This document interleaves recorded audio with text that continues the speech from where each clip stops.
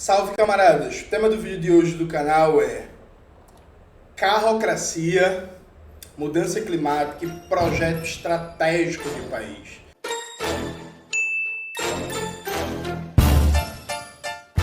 Antes de começar propriamente o tema do vídeo do canal, quero muito agradecer a você que ajuda a manter e melhorar nosso canal a partir do Apoia-se.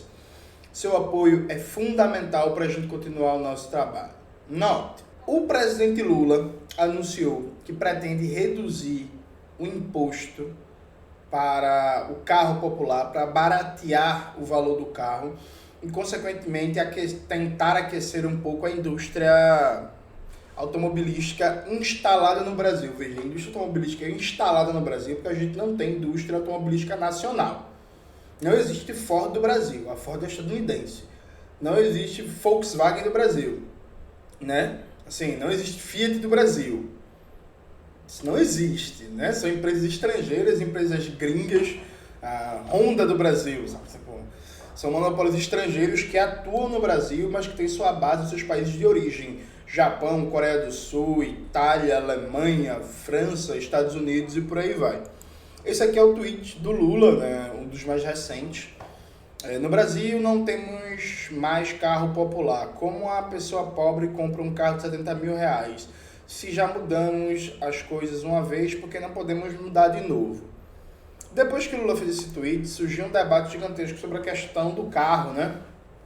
E aí se destacou uma posição de princípio correta, mas a meu ver mal colocada, sobre a questão da mudança climática, da emergência climática e como o carro contribui para degradar o meio ambiente, para, enfim, emissão de gases que causam efeito estufa, para aumentar a temperatura global e tudo isso. E aí, veja, eu fiz um debate em texto e eu quero trazer esse debate para vídeo também, dividido, assim como no texto, em 4 teses. Acho que a primeira tese fundamental é que a gente não pode tratar o carro como uma mercadoria qualquer no capitalismo. Veja, em torno da mercadoria carro, existe uma ideologia do maravilhamento, né? Citando um termo tá célebre pelo filósofo Álvaro Vieira Pinto. Ou seja, você tem em torno do carro brinquedos infantis, séries, filmes, músicas, personagens, peças de teatro, programas de TV, esportes e por aí vai. O carro é uma mercadoria que povoa o imaginário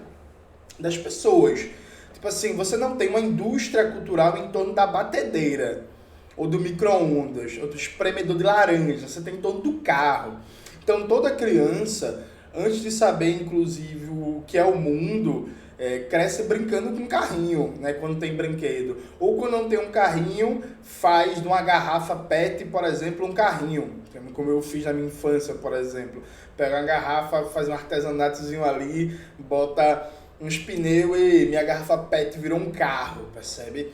Então assim, o carro é um objeto de consumo. Durante o século XX, o carro foi um dos principais signos de status, de prestígio, de ascensão social e no Brasil de pertencimento à classe média, né? De melhoramento de vida. Então, falar em acabar com a carrocracia, ou seja, a dominância e a organização do espaço urbano em prol do carro, não é um negócio fácil, particularmente no Brasil. E aqui eu acho muito importante esse ponto. Veja, algumas pessoas trazem um debate ambiental da Europa. Na Europa, a classe trabalhadora da França ou da Alemanha, por exemplo, está acostumada a ter carro faz umas 3 gerações. No Brasil, não. No Brasil, só recentemente foi que a classe trabalhadora passou a ser mais comum ela ter um carro, e um carro minimamente digno ali, não um carro usado de 20 anos atrás, percebe? Mas ainda hoje você tem milhões de pessoas que crescem bombardeadas por uma indústria cultural de maravilhamento em torno do carro e que não têm acesso ao carro. Nunca tiveram até agora. Então você chegar com um debate das pessoas, um debate de valores corretos, mas muito abstrato para o cotidiano das pessoas. Tipo assim, ó, não tenho o sonho de comprar um carro por causa do meio ambiente e do aquecimento global. Tipo assim, a pessoa mora num bairro sem saneamento básico, sem coleta adequada de lixo, que falta água, que chega água uma vez por semana, que quando chove alaga, que tem risco de desabamento, aí você chega e fala assim, ei, não compre carro não, por causa do aquecimento global. Tipo, galera, não vai pegar, viu? Não vai pegar. Não vai pegar. Percebe? É isso. Assim, não vai. E aí, isso significa não enfrentar a carrocracia? Claro que não. Eu acho um problema gigantesco. O Brasil, e aqui vem a tese 2, o Brasil tem uma dominância absurda do modal de transporte rodoviário, né? Então, o caminhão é um veículo fundamental para transportar as mercadorias e nos grandes centros urbanos o carro. Isso provoca uma série de problemas, ineficiência sistêmica, problemas de infraestrutura, aumento do custo de mercadorias, maior fragilidade da economia, choques inflacionários por causa do preço do combustível, enfim, uma série de problemas gigantescos, engarrafamento, poluição, a necessidade de adequar o espaço urbano a essa carrocracia, porque, por exemplo, onde tem muito carro precisa ter muito estacionamento. Onde tem muito carro significa necessariamente ter muito asfalto. Todos os problemas que isso gera. Então isso precisa ser enfrentado. Agora veja, gente. E aqui eu faço um debate especialmente para meus amigos de classe média que gostam muito do debate ambiental. Ô galera, a gente tem que ser coerente, viu? Se você tá feliz com o governo Lula, se você acha que esse é o único horizonte político possível, se você tá feliz com o Fernando Haddad, você não pode pedir para as pessoas não consumirem carro. O teto de gastos apresentado pelo Fernando Haddad, se aprovado como está, e é provável que o Congresso piore ele, mas se aprovado como está, impõe como limite de crescimento da despesa pública ao ano, no melhor dos cenários, 2,5% do PIB. Isso significa que não vai ter ampliação radical da malha de trens e metrôs no Brasil. Isso significa que não vai ter trem-bala.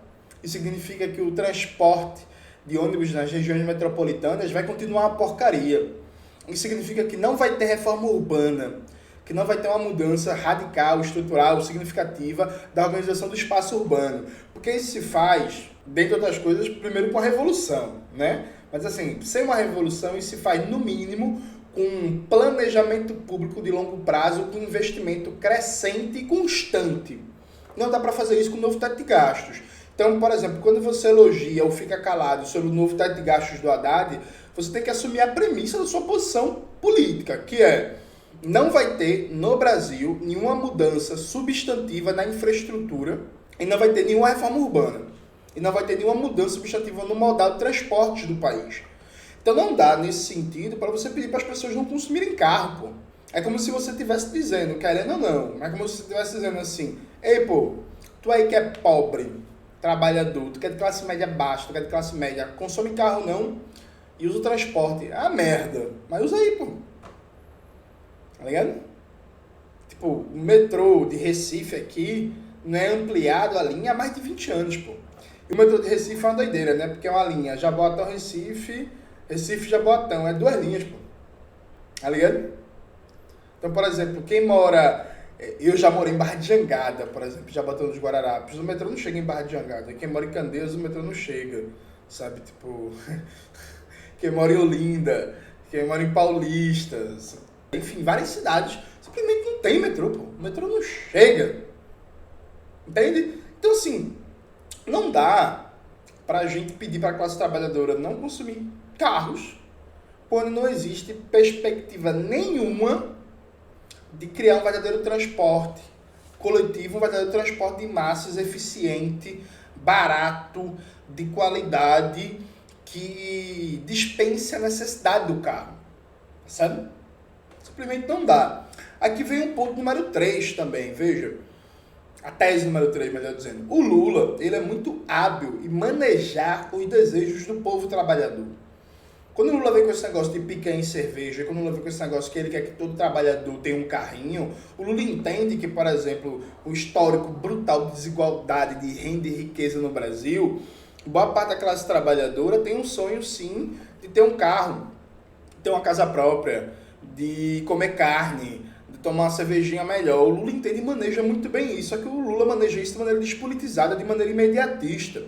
O Lula poderia, por exemplo, manejar esse desejo, esse maravilhamento pelo carro, para pautar o debate da construção de uma indústria nacional automobilística. O Lula nunca fez, nunca vai fazer isso. Sabe? Então, o Lula tem uma coisa meio que um deserto de ideias em torno dele. Sabe?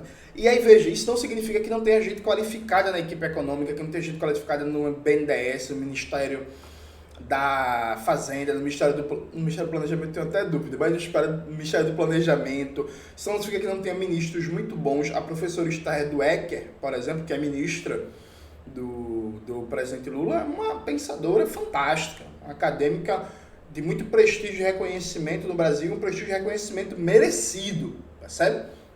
Agora, essas ideias não chegam a ser dominantes na condução política do governo. Então, o que o Lula faz é reciclar ideias antigas. O Lula pensa assim, pô, isso foi uma ideia muito popular no meu primeiro período da presidência, eu vou fazer o mesmo. Claro que também é uma forma de gerar emprego de maneira bem imediata, né? Porque a indústria automobilística tem um efeito multiplicador muito importante na economia. Só que, sabe, é isso, assim, não muda nada, gera um pouquinho de emprego aqui e tal, e inclusive intensifica vários problemas de congestionamento e de caos urbano, percebe? Então, assim, para a gente resolver o problema da carrocracia, a gente precisa de uma reforma urbana radical. A gente precisa de industrialização, a gente precisa desenvolver ciência e tecnologia nacional. No meu vídeo sobre a viagem de Lula à China, eu fiz um debate de que, por exemplo, faltou ousadia, porque o Brasil não tem projeto com o governo Lula, projeto estratégico de país, que o governo Lula poderia sim negociar com a China, triplicar, quadruplicar em 4 anos a malha ferroviária brasileira, de trens e metrôs. Poderia negociar isso com a China com tranquilidade. E a China tem capacidade produtiva ociosa a ser exportada. Percebe? Isso não aconteceu. Né? Falta ousadia, falta projeto, falta politização, falta mobilização, falta colocar em debate os temas estratégicos para o país. E aqui é até engraçado, né? Porque o Lula, na política externa, o Lula faz um debate estratégico sobre o futuro da humanidade. Você pode discordar da perspectiva como eu discordo, porque a perspectiva do Lula não é a minha, né? Eu sou comunista.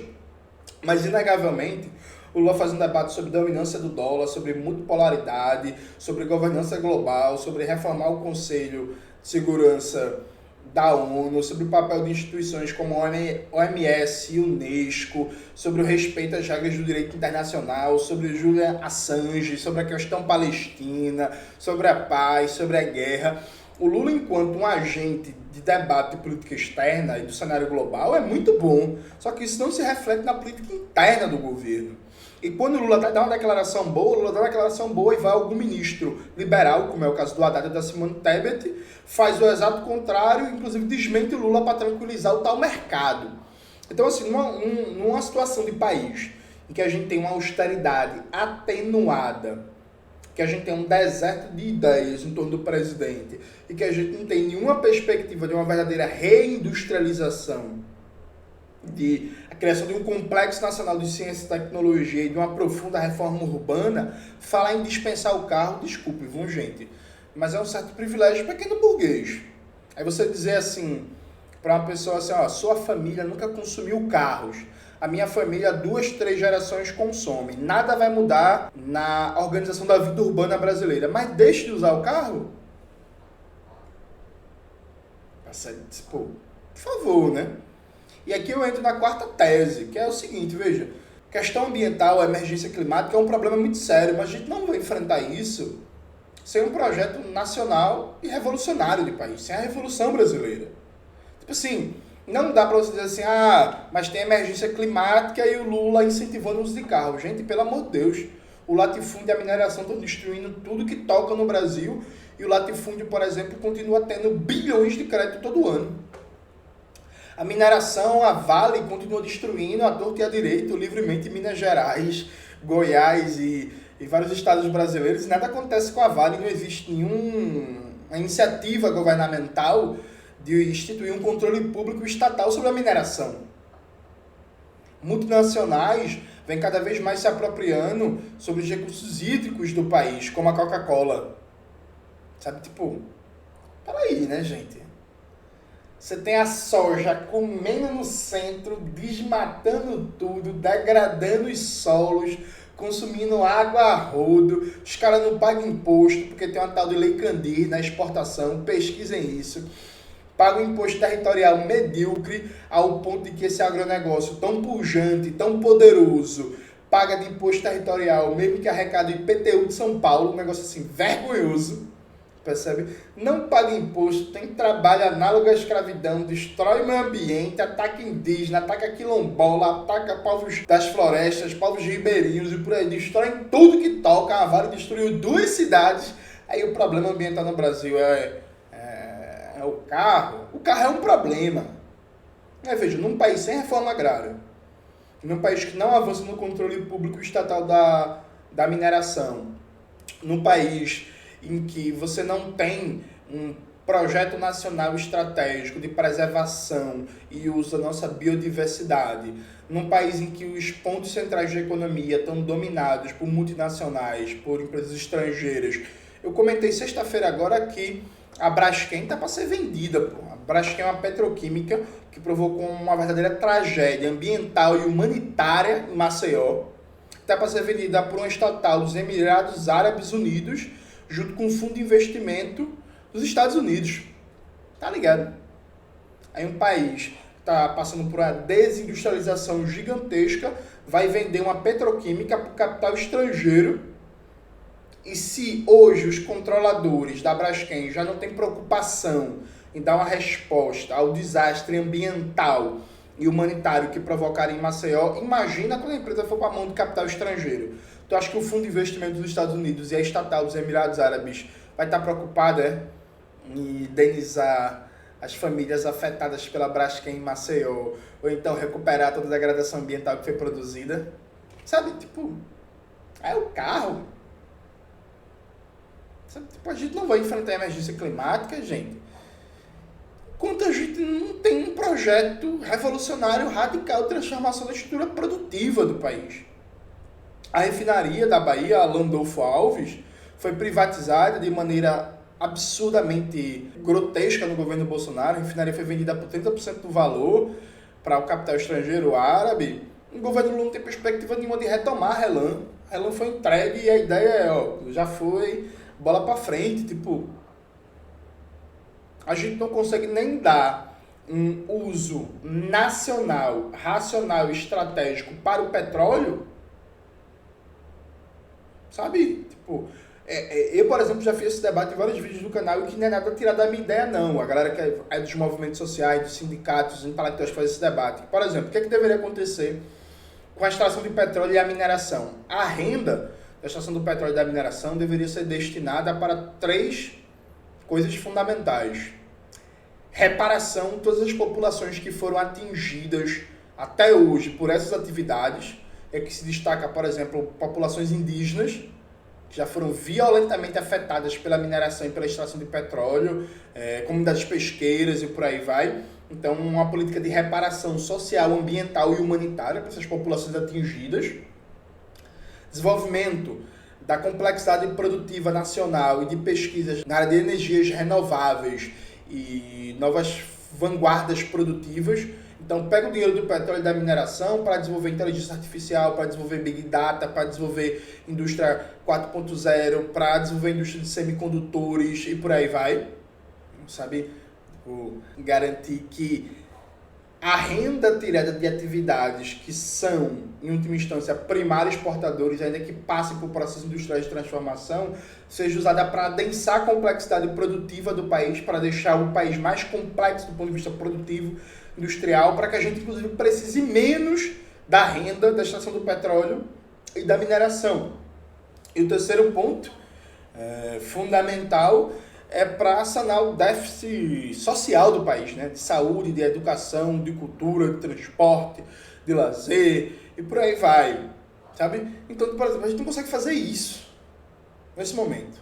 Inclusive, o petróleo ainda tem um debate até mais amplo, mas, por exemplo, na mineração, com exceção da galera que faz esse debate, como, por exemplo, a galera do MAN, Movimento pela Soberania Popular na Mineração, os povos indígenas organizados, em militância, em luta, também fazem muito esse debate, e, enfim, alguns outros grupos. Esse debate não corre no grosso à esquerda brasileira. Pense, por exemplo, que dos candidatos presidenciais de maior visibilidade na eleição passada, inclusive os progressistas, o debate, por exemplo, sobre a mineração não aconteceu. Simplesmente. Veja, é debate perdido. querer combater a carrocracia sem um projeto radical de industrialização, de aumento da complexidade produtiva e de reforma urbana conectado a um projeto nacional revolucionário de país, é perder o debate. Ponto. A gente vai perder o debate. Vai ficar bolhas de classe média e grupos ambientalistas isolados frente a uma opinião majoritária que vai ser pautada pela mídia burguesa e pela indústria cultural de maravilhamento em torno do carro. Então, veja, eu não sou simpático com a ideia de reduzir o imposto pro carro não, viu? Não sou simpático. Inclusive, boa parte do preço do carro popular no Brasil é tão alto não por causa do imposto, mas por causa do lucro exorbitante das multinacionais, né? Eu não sou simpático com a ideia, mas minha crítica ao Lula não é no sentido de, Lula, carro polui. Tipo, carro polui. Minha crítica é, porra, Lula. Acho que você não pode falar porra, acho que vão derrubar o vídeo. Mas deixa isso aí, né? Minha crítica ao Lula é o deserto de ideias. É a ausência de um papel politizador, de um papel mobilizador do debate em torno de um projeto de país. Que o Lula, que é um social liberal, de uma constelação que tem reformistas, e aí eu não cobro que o Lula seja revolucionário não, que eu sei que ele não é, viu? Há muito tempo, se é que um dia já foi. Eu acho que já foi, enfim. Mas aí já não é há muito tempo. Eu apresento um projeto reformista, então, sabe? Tipo, vamos nessa, sabe? Mas como é que vai ter projeto reformista com um teto de gastos, novo teto de gastos, com a Simone Tebet do Ministério do Planejamento, sabe? Então, assim, gente, eu acho que o debate não é por aí. O debate não é querer criticar o consumo de carro com a ausência de um projeto estratégico de país, com a ausência de um projeto radical de reforma urbana, de industrialização, de criação de um complexo produtivo nacional. Por fim, já que eu falei muito de industrialização, eu vou recomendar para vocês um vídeo do canal, né? É possível... Meu cabelo ficou engraçado. É possível reindustrializar o Brasil, que a gente faz um debate sobre essa questão da industrialização brasileira. Então, eu recomendo muito para quem não assistiu, confere aí, que eu acho que vocês vão gostar desse vídeo. É isso, galera. Espero que vocês tenham gostado do vídeo de hoje do canal. Não se esqueça de se inscrever no canal, ativar o sininho, curtir esse vídeo, compartilhar e tudo isso que vocês já sabem. Esse vídeo só foi possível graças ao seu apoio a partir do Apoia-se. A você, meu muito obrigado. Um beijo e até a próxima.